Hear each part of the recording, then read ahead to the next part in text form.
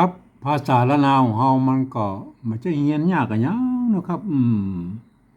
ท่านเรียนอักขระนะครับก็คืออักษรนะครับเรียนไม้นะครับก็คือสระนะครับเอาสองอย่างนี่มาผสมกันตามหลักการของภาษาละนานะครับก็7 วัน1 เดือนท่านก็อ่านออกเขียนได้แล้วนะครับบ่ยากนะครับอันมันจะมายากตอนที่ว่าเราจะไปอธิบายความคนอื่นในฮู้ในหารโตยนี่ก็มันยากตอนนี้แหละครับเพราะว่าภาษาละนาของเรานั้นมันเป็นภาษาที่มันตายไปแล้วนะครับมันไม่ได้ใช้ในทางราชการมาเมินนั่นนะครับเพราะฉะนั้นเราต้องใช้ภาษาอื่นๆนะครับมาปรับเทียบหรือที่เพิ่นฮ้องว่าปริวัตินะครับเพิ่งเป็นภาษาละนาของเรานะ อันภาษาที่มันใกล้เคียงภาษาละนาวของเราหน่อยก็คือภาษาไต้ภาษาไทยนะครับเพราะว่ามันเกิดจากพ่อขุนรามคำแหงที่เดียวกันเนาะครับอันนี้มาเราจะเอาภาษาไทยนั่นมาเขียนนะครับเรามาดูตัวอย่างอันในโลกนี่แหละครับอันที่เปิ่นปริวัติภาษานะครับอย่างเช่นอันเวียดนามนะครับเวียดนามนี่เปิ่นมีสงครามมา200-300 ปีนะครับบัดเดี๋ยวเนี่ยเปิ่นบ่ได้เรียนไอ้ภาษาไอ้ยึกๆยือๆอันที่แบบภาษาจีนนั่นนะครับเห็นไหมอันนั้นเป็นภาษาเวียดนามเก่าเงาเพิ่นแท้ๆนะครับอันเพิ่นอ่านออกบ่อ่านออกเขียนได้แล้วนะครับเพิ่นบ่ได้เรียนกันนะครับเพิ่นก็เอาภาษาอาหรับิกนะครับอักษรอาหรับิกเนี่ยมาปริวัติเป็นภาษาของเปิ้นนะครับเวียดนามเนี่ยนะครับแม่เพิ่นก็เขียนไปแล้วก็เปิ้นจะใส่จุดใส่หมวกใส่ขีดใส่หยังมั่วสะปะสะเปะอะไรที่เปิ้นจะใส่มาได้นะครับเพื่อให้ได้สำเนียงเสียงตามฉบับแบบฉบับของอ่าเวียดนามได้นะครับเห็นไหมครับอันนี้มันคือลักษณะของปริวัตินะครับเปิ้นยืมเอาภาษาอื่นๆมาเขียนเอาเป็นภาษาของเปิ้นนะครับอันอย่างประเทศฝรั่งเศสนะครับเยอรมันนะครับยูเครนนะครับอันรัสเซียนะครับเห็นไหมหรือประเทศอื่นๆในยุโรปเนี่ยเปิ้นก็ใช้อักษรอาหรับิกนี่มาไปเขียนนะครับแล้วเปิ้นก็ใส่จุดใส่หมวกใส่อันยังก็เหมือนกันนะครับก็บางครั้งเฮาอ่านภาษาเยอรมันนะครับเปิ้นหันใส่2 จุดก็ยังมีนะครับเห็นไหมมันก็บางครั้งนะครับภาษาอื่นพวกก็จะเปลี่ยนลักษณะตัวอักษรเป็นบางตัวก็ยังมีนะครับเห็นไหมก็อย่างเงี้ยแหละเปิ้นฮ้องว่าปริวัตินะครับปริวัติอันภาษาอังกฤษนั่นแหละเปิ้นเอาภาษาอาหรับิกมาเขียนนะครับเห็นไหมเปิ้นก็เอามาเขียนนะครับแต่เปิ้นบ่ได้ใส่จุดใส่หมวกใส่อันหยังสะปะนะเปิ้นก็เขียนไปตามนั้นนะครับแปลแต่เปิ้นอนุญาตให้ผ่านเสียงได้จะเอาเสียงได้ก็แล้วแต่นะครับมันเป็นคำฐานหรือเป็นประโยคธรรมดาพวกกับออกเสียงไปต่างๆกันนะเห็นไหมเอาตามออกเสียงได้กู้เสียงนะครับเห็นไหมก็เหมือนภาษาละนาของเรายุคต้นๆนะครับมันมีไม่เยาะไม่ซัดอะไรไหมมันก็ย่านในเฮียนแบบคล้ายๆกันนะครับเห็นไหมอันนี้เปิ้นฮ้องว่าปริวัตินะครับเฮามาอู้ถึงภาษาอันภาษาอันละนาวของเราเลยนะครับผมเองเนี่ยผมได้ใช้หลักการของสภาวัฒนธรรมมหาวิทยาลัยเชียงใหม่นะครับเปิ้นตกลงกันไว้เมื่อปลายปี28นะครับเปิ้นตกลงกันไว้ว่าอย่างนี้นะครับการที่จะเอาภาษาไทยมาสะกดเขียนเป็นภาษาละนาเนี่ยนะครับหรือที่มันฮ้องว่าปริวัตินะครับก็ทำได้อยู่3แบบหรือ3รูปแบบนะครับเห็นไหมอันแบบที่1นั่นน่ะเปิ้นจะเอาไว้บันทึกในเอกสารสำคัญหรือลักษณ์ศิลาจารึกนะครับเห็นไหมอันเนี้ยเปิ้นจะยืมเอาอักษรไทยเนี่ยมาเขียนหรือเป็นอักขระละนาเนี่ยเปิ้นจะเอามาทุกไม้นะครับทุกเครื่องหมายนะครับแม้กระทั่งไม้กงไม้กังไลไม้ยังมั่วเปิ้นเอาถ้ามันมีที่มันเขียนในเอกสารนั่นนะฮะในลักษณ์ศิลาจารึกนะเปิ้นจะเอาออกมาหมดนะครับเปิ้นจะเทียบออกมาหมดนะครับ ทีนี้มันยุ่งยากแล้วก็เฮาขั้นนั้นนะเฮาบ่ถึงขั้นนั้นเฮาบ่ได้ใจนะครับเฮามาเอาแค่แบบที่สองก็พอนะครับอันแบบที่สองแล้วเพิ่นบอกไว้ว่าอย่างนี้นะครับเพิ่นบอกคือว่า ยืมมาอักษรไทยมาปรับเทียบมือเป็นอักขระละนาน่ะทางบนเนี่ยนะครับเห็นไหมเนี่ยทางบนเนี่ยแล้วก็ประกอบกันขึ้นมากับแบบภาษาไทยผสมผสานกันไปนะครับบางครั้งไม้หรือสระเนี่ยมันบัดตรงบัดตัดกันหรือว่าอันของไทยของละนาเนี่ยมันบ่เหมือนกันนะครับเห็นไหมก็สามารถบูรณะกำซับได้นะครับมือหน้าตามออกแบบไทยๆนะครับเห็นไหมแต่เวลาอ่านนั่นนะครับมันจะยุ่งยากหน่อยนะครับเพราะว่ามันจะต้องเป็นคนที่เพิ่นเรียนรู้ภาษาละนามาอ่านนะครับคนทั่วไปบ่สามารถเข้ามาอ่านได้มันจะผิดเพี้ยนสำเนียงนะอย่างเช่นตัวนี้เห็นไหมคนทั่วไปพวกก็จะหันว่าเป็นคอควายนะครับเห็นไหม แต่เวลาอ่านนั้นท่านต้องนึกคือดีนะว่าไอ้ตัวนี้มันเป็นตัวกะนะครับเห็นไหมเนี่ยเอาตัวคอควายมาเทียบเป็นตัวกะหน่อยไหมนี่มันไม่สามารถแล้วคนอื่นเข้ามาอ่านได้นะครับมันก็จะผิดเพี้ยนสำเนียงนะครับคนอันทั่วไปก็ไปอ่านในแบบที่สามปุ๊บนะครับเดี๋ยวเขาก็อุ้มคำแบบที่สามนะครับมาอุ้มแบบที่สองก่อนนะครับเอาตัวคอควายเนี่ยครับมาเทียบเป็นตัวกะนะครับเห็นไหมไม่กำไม่กำกับสลามนะครับเห็นไหมมันตรงกับไอ้ไทยนะครับเห็นไหมไม่กำกับสลามนะครับเห็นไหมเนี่ยเห็นไหมได้เลยฮะตัวนี้อ่านว่ากำนะครับ ไม่ใช่คำเลยแม่อย่างเงี้ยมันไม่สามารถแล้วคนอื่นเข้ามาอ่านได้นะก็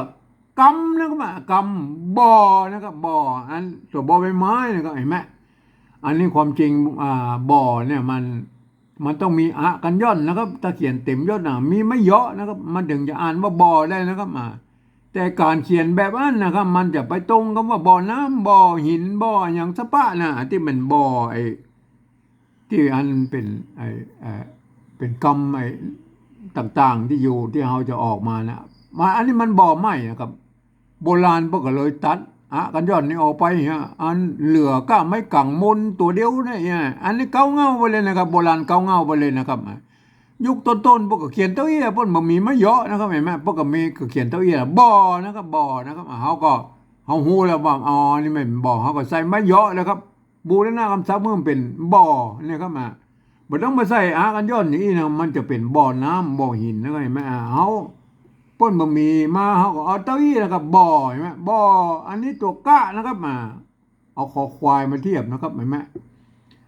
ตัวว่านะครับความจริงมันมาจากไม่กลัวนะครับสะกดด้วยตัวหน้าเห็นไหมอันตัวว่าตัวว่า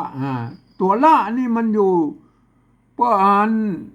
สะกดมาอยู่ตรงบนเนี่ยใน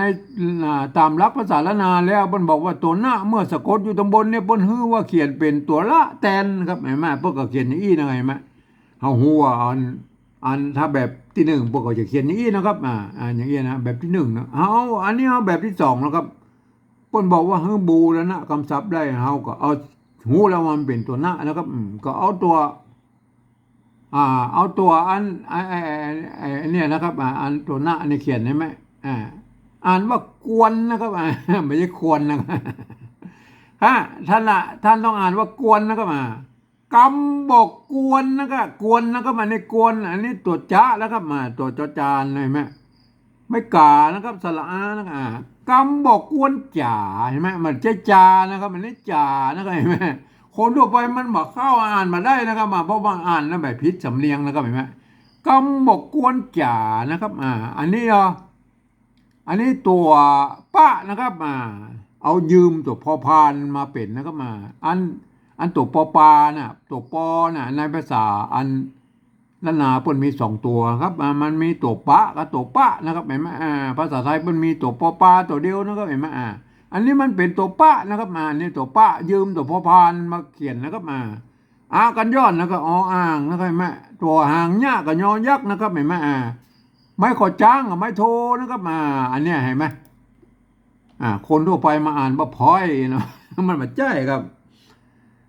ท่านจะต้องอ่านว่าปอยนะครับอันนี้มันตัวป้านะครับท่านจะต้องอ่านว่าปอยนะครับกำบอกกวนจ่าปอยนะครับปอยนะครับปอยอ่านว่าปอยนะครับมานะครับมามาตัวมะนะครับมะกับ ม้านะครับไม้กาอันนี้มันเหมือนกันนะครับมาเนี่ยมาเมืองก็มาไทยมันก็อันเดียวกันนะครับใจได้มันเหมือนกันก็แล้วไปก็เหมือนปันตัวฟ้านะครับเห็นไหมตัวฟ้าตัวใจตัวฟอฟันนะครับมาเป็นไอ้มาฟ้าไม่กูก็สระอูนะครับไม่ย่อก็ไม่เอกนะครับเห็นไหม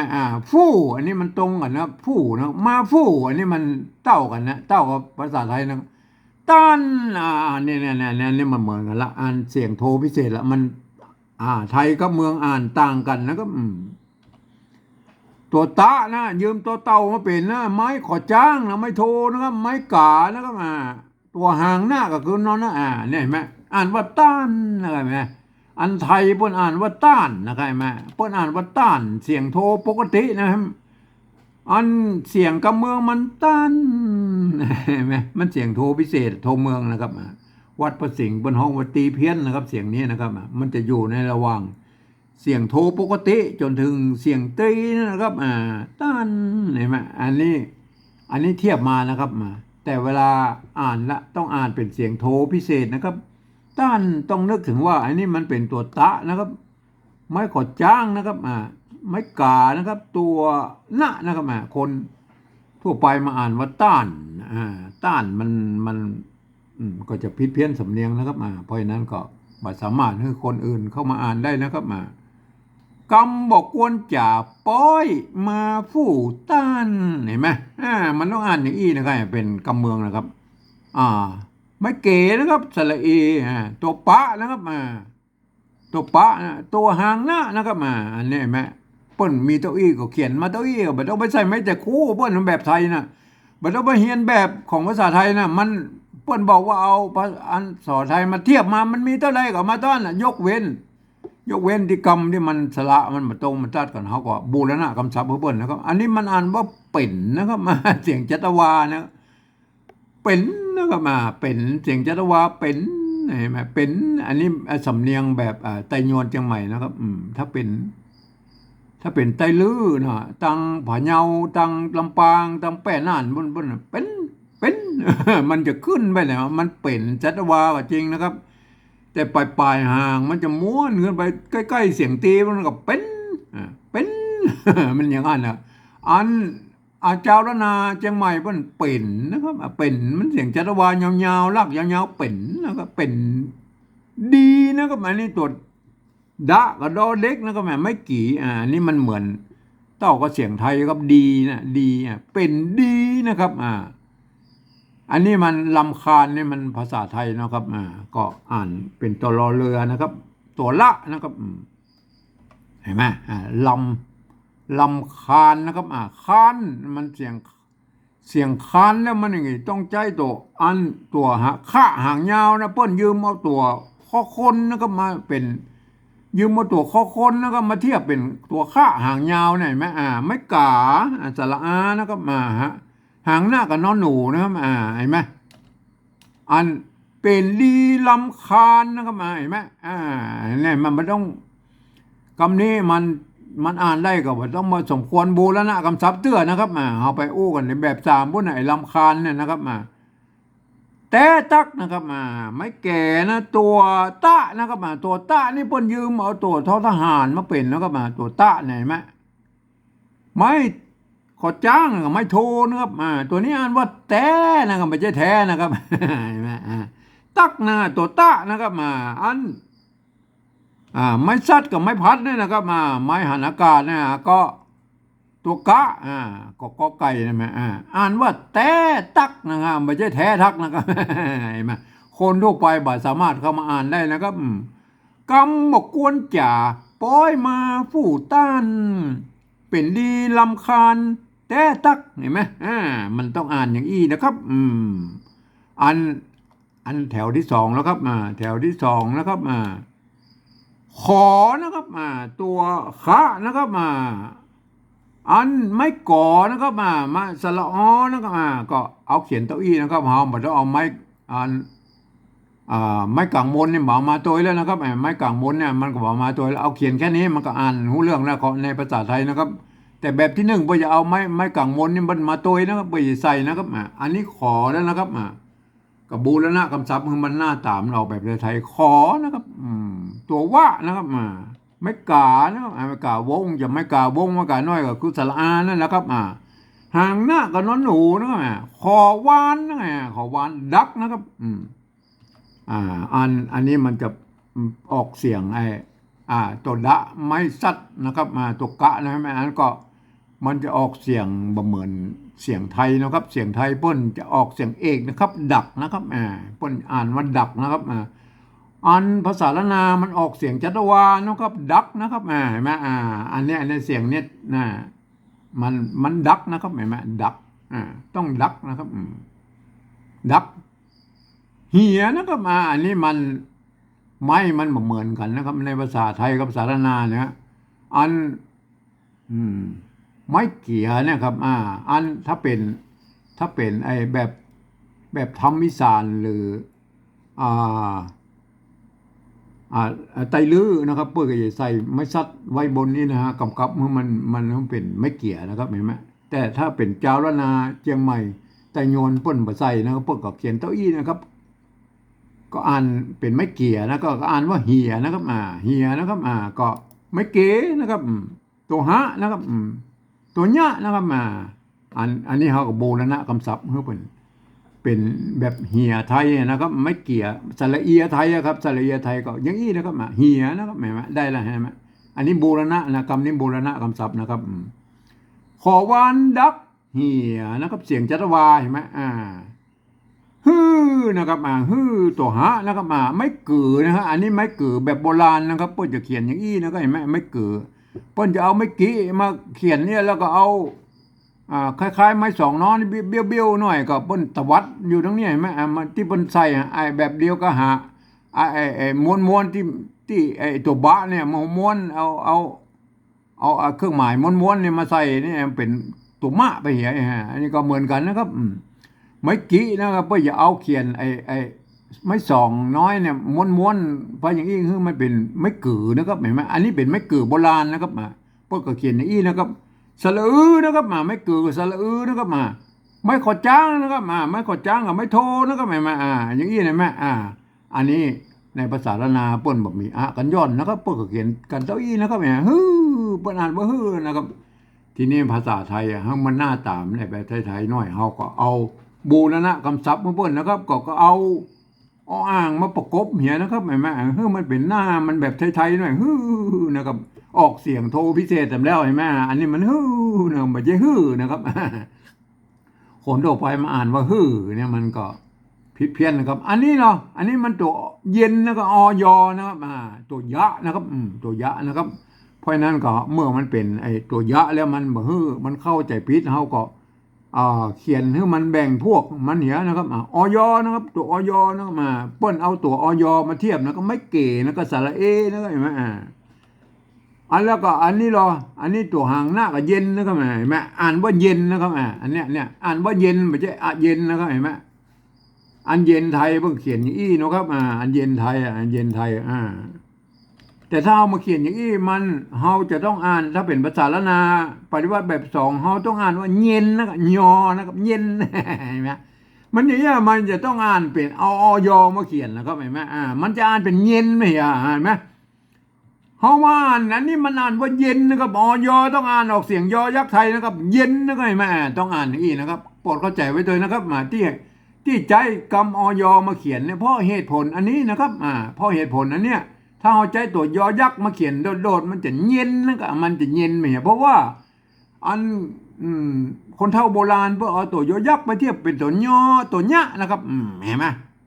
เปิ้นเทียบมาตั้งแต่ต้นแล้วเขาไม่สามารถไปเปลี่ยนแปลงอย่างเปิ้นได้นะครับเปิ้นเทียบมาตั้งแต่ต้นแล้วอันนี้ตัวง่าเงียบนะครับอันนี้ความจริงเห็นไหมเมื่อไม่เกี่ยนะครับเมื่อมีตัวบะสะกดแล้วเปิ้นจะตัดไม่เกี่ยออกนะครับเงียบนะครับเฮาก็บูรณะคำศัพท์ไว้เห็นนะครับเงียบนะครับเห็นไหมถ้าเราเขียนเต้าอี้อันแบบที่สองพวกแบบที่หนึ่งนะครับแบบที่หนึ่งพวกเขียนเต้าอี้นะครับเห็นไหมทีนี้เราต้องบูรณะคำศัพท์ให้เป็นเงียบนะครับใส่ไม่เก๋ไปนะครับความจริงมันมีไม่เก๋นะครับแล้วก็มีไม่เกี่ยนะมันมี เห็นไหมมีไม่สระอีอยู่นี่ไม่อย่างเงี้ยป้นตัดออกไปนะมาสารนานะครับเงียบนะเห็นไหมก็หันนี่นะเย็นเงียบเห็นไหมเงียบพักนะครับพักนะครับพักมันตัวพระเห็นไหมออกเสียงพักอะไรเห็นไหมพักมันก็พระนะเห็นไหมไม่ซัดนะครับก็คือไม่หันอากาศแล้วมาก็ตัวกะนะครับเย็นเงียบพักนะครับอันนี้ตัวป้านะครับตัวป้านะครับอันไม่ก่อนะครับก็เอาเขียนเต้าอี้นะไม่กลางบนเนี่ยมาแล้วอันนี้ต้องอ่านว่าปอนะครับไม่ใช่พอนะครับปอนะครับอ่านว่าปอตัวมะมะไม่กี่สระอีเห็นไหมวางนะครับวางตัววะนะครับตัววะนะครับไม้เยาะนะครับไม้กานะครับตัวงะนะครับมาห่างงะตัวงะน้อยอยู่ลุ่มนี่มาวางอันเสียงโดพิเศษนะครับอันตัวกับอ้างนะครับอันนะครับไม้ซัดนะครับไม้ซัดกับไม้พัดนะครับตัวหน้านะครับตัวหน้านะครับอันนี้มันอันนะครับอันเสียงโทพิเศษแล้วก็ใส่ไม้ขอจ้างเพื่อนนะครับเห็นไหมเนี่ยไม่มีไม้ขอจ้างแล้วอันใจนะครับใจใจไม้ไก่ตัวจ้านะครับเห็นไหมอันดีนะครับดี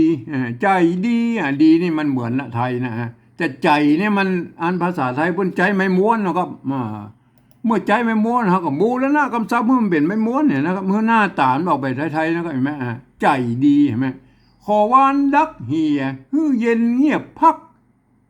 ปอมีว่างอันใจดีเห็นไหมอย่างนี้นะคนทั่วไปสามารถเข้ามาอ่านได้นะมันจะพิเศษสำเนียงนะครับเห็นไหมเห็นไหมคนทั่วไปจะต้องไปอ่านในแบบที่ที่สามปุ้นนะครับเห็นไหมอันแบบที่สามนั่นนะข้อตกลงปริวัติภาษาละนาเอาภาษาไทยมาเขียนเป็นภาษาละนาเนี่ยของสภาวัฒนธรรมมหาวิทยาลัยเชียงใหม่นะครับเปิ้นบอกไว้ว่าอย่างนี้นะครับนุฟังเสียงเอาภาษาละนาตังบนปูนนะครับแล้วก็มาพ่อให้ก็ได้นะครับแล้วก็เขียนเอาภาษาไทยมาเขียนนะสะกดเขียนนะครับเห็นไหมก็เยอะๆนะครับเงื่อนได้ตามเสียงนะครับเห็นไหมแต่ก็ยังว่านะครับมันก็มีปัญหาอยู่ว่าภาษาไทยนะมันเป็นระบบ5เสียงนะครับภาษาละนามันเป็นระบบ6เสียงนะครับเห็นไหมมันก็เวลาเอาภาษาไทยเอา5เสียงเนี่ยมาเขียน6เสียงมันไม่ได้ครบทุกเสียงนะครับในภาษาไทยนะมันแบบมีเสียงโทพิเศษนะครับเห็นไหมท่านก็จะต้องไปปรับปรุงเปลี่ยนแปลงเอาคนเดียวนะกานะไทยนะเห็นไหมอันละนามันกามันเพิ่มมาตัวนะกาเห็นไหมมันเพิ่มเสียงโทพิเศษนี่มาตัวนะครับต้านเห็นไหมอันเนี้ยต้านอันนี้มันอันต้านนะครับต้านมันบ่มีนะครับต้านมันบ่มีแล้วมันก็เลยก็ท่านก็ต้องไปปรับปรุงเปลี่ยนแปลงเอาคนเดียวนะแต่บางคนเปิ้นเอานี่ไปเอาเป็นต้านเนี่ยนะครับก็เลยถ้าเขียนเป็นท่านจะว่ายังไงภาษาละนาเป็นต้านนะครับมันก็เลยเอามาเยาะมาใส่ก็เลยกลายเป็นต้านมันอย่างนั้นมันพะเลิกไปหมดนะครับพะเลิกกันไปหมดนะครับผมเองนี่เอาตามเสียงเลยนะครับเห็นไหมเอามาดัดแปลงตัวโทพิเศษนี่ตัวเดียวนะครับที่ปุ่นเขียนมาได้เฮาก็ดัดแปลงเอานะครับมาโอ้เดียวก็ไปถึงเราก็โอ้มกำนะครับเฮามาฟังเลยนะกำนะครับกำป่นว่ามาแล้วเฮาบ่พอแล้วกำนะป่นอ่านว่ากำเฮาอยู่ต้องใจกอไก่เขียนนะอันนี้มันอย่างอันนี้มันคำครับกำเอากอไก่เขียนแล้วก็มาอันนี้ไหมได้ยังกำได้อะไรมากำบอกกวนนะครับกวนนะกวนนะครับอันนี้กวนนะครับกวนจงใจกอไก่แล้วก็มาอันนี้กวนยังกวนยังก็เขียนเป็นเอาตัวละเราเลือกก็ได้นะครับเห็นไหมกวนนะครับคำบอกกวนจ๋าอันนี้มันอย่างอันนี้มันจ๋าครับจ๋าใส่ไม่จัตวาเพื่อนก็แม่จ๋าเห็นไหม กำบอกกวนจ่าป้อยนะครับอันนี้ป้อยนะครับมาอันนี้มันเป็นพ้อยครับมาเมื่อป้อยมันเอาปอปาเขียนนะครับมาเมื่อปอปาเขียนนี่มันจะต้องใส่ไม่ตีนะครับมาเพราะว่าอันภาษาอันตัวปอปานี่เป็นอักษรกลางในภาษาไทยนะครับกับพันเล็กก็เสียงป้อยนะครับเสียงจิตตีก็ใส่ไม่ตีเบิ้ลนะครับป้อยนะครับป้อยมานี่มันตรงแล้วผู้ต้านเนี่ยมันแบบภาษาไทยเพิ่นอ่านว่าต้านนะครับเสียงโทปกตินะครับต้านมันบ่มีนะครับในภาษาอันบ่มีเสียงในภาษาอันละนานะครับต้านเพิ่นเขียนมาได้ครับเมื่อเขียนมาได้ผมเองเนี่ยนะผมก็ปรับปรุงเปลี่ยนแปลงตัวนี้ตัวเดียวนะครับตัวอื่นนะครับบ่ไปยุ่งเบิ่นนะครับยกเว้นไอ้คำที่มันเป็นเสียงจัตวาบางตัวนะครับเฮาก็อนุโลมได้นะครับคือมันเขียนไปตามแบบปริวัตินะครับเห็นไหมก็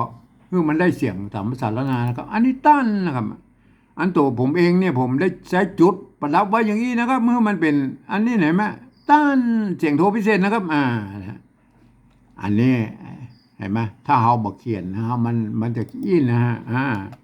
ตาลนะครับอันใส่ไม่ย่อมันตาลนะครับเห็นไหมตาลนะครับ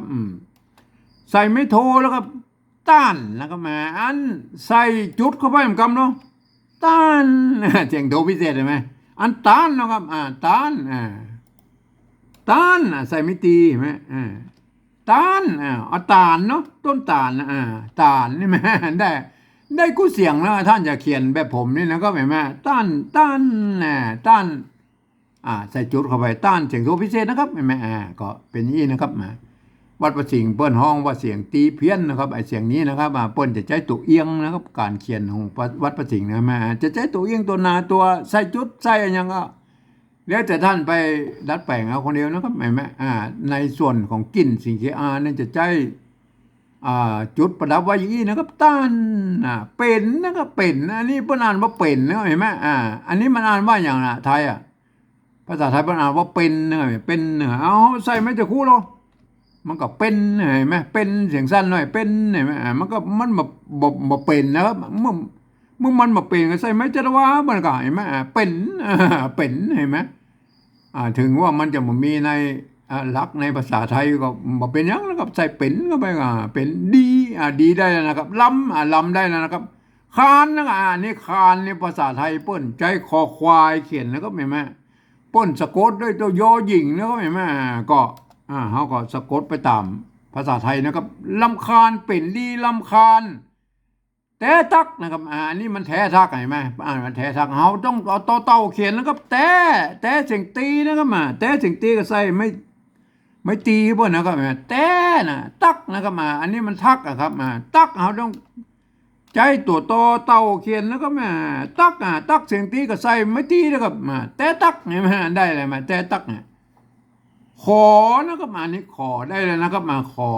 อไทยพวกก็ขอวานวานไทยพวกก็ได้เลยนะครับดักเห็นไหมอันนี้ภาษาไทยเพิ่นอ่านว่าดักนะครับเห็นไหมเมื่อมันดักแล้วเขาก็ใส่ไม่จะวาเพิ่นก็ดักเห็นไหมดักเหี่ยอันนี้เหี่ยแล้วเห็นไหมอันได้เลยไหมขอวานดักเหี่ยเสียงโทพิเศษนะครับเมื่อเป็นเสียงโทพิเศษก็ใส่จุดบ้างนะครับเห็นไหมเย็นนะครับอันนี้เป็นตัวพิเศษหน่อยนะครับเห็นไหมที่ขีด2 ขีดแล้วมาหู้แล้วว่าตัวอยนี่จะต้องอ่านออกเสียงยอยักษ์ไทยนะครับเย็นนะครับเย็นเห็นไหมมีข้อยกเว้นนะครับมันอ่านแบบมันมาเก้าเงามันมาอย่างอี้แล้วครับอย่างนี้ไปเปลี่ยนเป็นเปลี่ยนเอาเขียนเย็นไทยอีกก็ไม่ได้นะครับเห็นไหมเห็นไหมเย็นไทยเนี่ยมันถ้าอ่านแล้วมันจะเป็นเย็นนะครับมันจะเย็นนะครับมันจะไปซับซ้อนกับเย็นไอ้ตำบลพวกนั้นเขาก็อนุโลมนะครับคือมันเขียนแบบที่2นี่แหละครับเย็นนะครับต้องอ่านว่าเย็นนะครับเย็นเงียบเงียบหรือยังเงียบแล้วเห็นไหมพักนะครับอันนี้พักเห็นไหมภาษาไทยบนเฮาบ่พอตำบลบนมาอย่างไรนะครับพักในภาษาไทยนั่นน่ะพักหน้าเนี่ยมันเปิ้นใจตัวพอพานเขียนได้ไหมพักเห็นไหมพักอันนี้มันพักผ่อนนะครับอันพักหน้าน่ะมันพักตะละนะครับพักตะละนะครับแม่พักนะครับ ปอมีนะครับตัวปะนะครับตัวปะก็อันตัวปอปานะครับอันปอมีวางอันนะครับอันนะครับอันเสียงโทพิเศษก็ใส่จุดไว้หน่อยครับเห็นไหมอันนะครับอันใจดีนะครับเห็นไหมอันใจนะครับ อันนี้มันใจครับใจก็เนี่ยได้ใส่ไม่จัดวาบนใจเห็นไหมใจดีขอวานดักเหียเฮือเย็นเงียบพักพอมีวางอันใจดีเห็นไหมอ่านเลยนะอ่านแบบที่3เลยนะครับเห็นไหมเฮืออ่านตามหลักของภาษาไทยนะครับทุกประการแต่ยกเว้นคำที่มีจุดนี่เฮืออ่านออกเสียงโทพิเศษนะครับคำที่เป็นอยยี่เฮืออ่านออกเสียงยอยักษ์ไทยนะครับถ้าจะเป็นฝรั่งมังค่ามาหรืออันอย่างกระจ่างแล้วนะครับมาเรียนภาษาไทยเรียบร้อยแล้วก็อ่านไปตามนั้นนะครับก็ท่านจะได้สำเนียงเชียงใหม่ไตยวนไปเลยนะครับเห็นไหมเห็นไหมอ่านไว้อีนะครับกำบอกกวนจ่าป้อยมาฟู่ต้านเป็นดีลำคาญแต่ตักขอวานดักเหียฮือเย็นเงียบพักพอมีวางอันใจดีเห็นไหมอันแบบที่3นี่ต้องอ่านอย่างนี้แล้วก็เห็นไหมอันแบบที่2แล้วครับแบบที่2นั้นท่านจะต้องเป็นคนที่เรียนภาษาละนามาอ่านแล้วก็ถ้าบ่าอ่านมันจะผิดสำเนียงกันนะครับเมื่อคนทั่วไปได้อ่านแล้วเขียนมาไว้อย่างแล้วครับเปิดเขียนมาว่าเผื่ออันภาษาละนาทางบนปูนเปิ้นหายไปสูญหายไปเพื่อก็จะเอาภาษาปริวัตินี่แบ็กกลับนะครับปริวัติแบ็กกลับไปเป็นภาษาละนาได้นะครับเห็นไหมเปิ้นมีจุดประสงค์เปิ้นมีตัวอี้นะครับเปิ้นเขียนกันภาษาละนามันหายมาได้นะครับเปิ้นสามารถจะให้คนอื่นได้อ่านได้นะครับคนทั่วไปต้องเป็นคนภาษาเรียนภาษาละนามาอ่านเท่านั้นนะครับอ่านว่าอย่างนี้นะครับกำบอกกวนจ๋าป้อยมาฟู่ต้านเป็นดีลำคาญแต่ตักขอวานดักเหียฮือเย็นเงียบพักพอมีว่างอันใจดีเห็นไหม ต้องอ่านนี้นะครับอันภาษาละนาอันเก้าเงาพวกเขียนได้อยู่อย่างอี้นะครับเห็นไหมบางครั้งมันก็อาจจะผิดเพี้ยนกับไปนิดๆนะครับบางครั้งอันก็นิดๆหน่อยๆนะครับบางครั้งเปิ้นนิยมเขียนนะบางทีไอ้บ่อนี่ไปใส่ไม่เยอะหน่อยก็มีนะครับหมายมั้ยก็สุดแล้วแต่ท่านนะครับอย่างไม่กือเพราะอาจจะใจไม่กือแบบปัจจุบันก็ได้มันเอาไม้กี้แล้วก็ม้วนหางแล้วไว้มันก็เป็นไม้กือนะครับเห็นไหมอันนี้มันเป็นไม้กือโบราณนะครับเห็นไหมมันก็เป็นอย่างนี้นะครับอันตั้งไตลือตั้งพะเยาตั้งแป้น่านลำปางมันปกติใส่ไม่ซัดนะครับแบบนี้ก็คือมันเหมือนไอ้ไม้เกี่ยเนี่ยไปใส่ไม้ซัดอันแบบทำอีสานนะครับเห็นไหมมันก็สุดแล้วแต่นะมันก็เขียนแตกต่างกันไปนิดแต่มันอ่านเหมือนกันนะครับก็อ่านว่าอย่างนี้ฮะกำบอกกวนจ่าป้อยมาฟู่ต้านเป็นดีลำคาญแต่ตักขอวานดักเหียฮือเย็นเงียบพักพอมีว่างอันใจดีนะครับของท่านไปศึกษานะครับการที่เราจะเอาไปขยายความคือคนอื่นได้ฮู้ได้หันตัวนะครับก็มันก็เป็นไปตามที่ผมอธิบายไว้เบื้องต้นเลยนะครับแม่ก็ท่านก็ไปฝึกเอากันนะครับวันนี้ผมก็ขอบรรยายเพียงแค่นี้นะครับ